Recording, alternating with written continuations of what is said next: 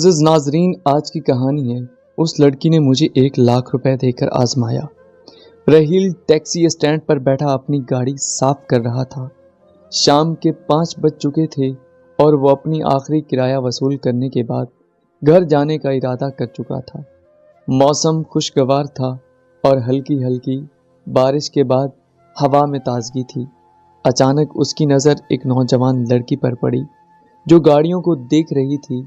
وہ بہت خوبصورت تھی مگر اس کے چہرے پر پریشانی کے آثار نظر آ رہے تھے۔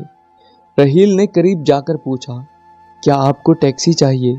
لڑکی نے اسے دیکھا اور کہا، جی ہاں، میں اپنا پرس کہیں گم کر بیٹھی ہوں۔ کیا آپ مجھے سٹی ہوٹل تک چھوڑ سکتے ہیں؟ میں وہاں جا کر آپ کو پیسے دے دوں گی۔ رحیل نے سوچا یہ کوئی دھوکہ ہو سکتا ہے مگر اس کی آنکھوں میں سچائی جھلک رہی تھی۔ اس نے کہا، ٹھیک ہے، چلیں۔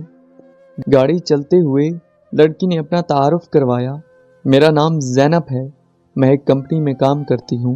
رحیل نے مسکراتے ہوئے جواب دیا، میں رحیل ہوں، آج میری آخری سواری آپ ہوں گی۔ زینب نے اس سے اس کی زندگی کے بارے میں پوچھنا شروع کیا۔ رحیل نے بتایا کہ وہ ایک غریب خاندان سے تعلق رکھتا ہے اور ٹیکسی چلا کر اپنے گھر کا خرچ چلاتا ہے۔ اس کی بیوی بیمار ہے اور اس کے 2 بچے ہیں۔ زینب خاموش ہو گئی، جیسے اس کے دل میں کچھ چل رہا تھا۔ ہوٹل پہنچ کر زینب نے کہا، ذرا انتظار کریں، میں پیسے لے کر آتی ہوں۔ وہ اندر گئی اور 10 منٹ بعد واپس آئی۔ اس کے ہاتھ میں ایک لفافہ تھا۔ لفافہ رحیل کو دیتے ہوئے کہا، یہ لیں، یہ آپ کا کرایہ ہے۔ رحیل نے لفافہ کھولا تو اس کا منہ کھلا کا کھلا رہ گیا۔ یہ تو 1,00,000 روپے ہیں۔ زینب مسکرائی، جی ہاں، یہ آپ کے لیے ہیں۔ رحیل حیران رہ گیا، لیکن کیوں؟ زینب نے جواب دیا، میں ایک امیر گھرانے سے تعلق رکھتی ہوں۔ میرے والد نے مجھے ایک ٹیسٹ دینے کو کہا تھا۔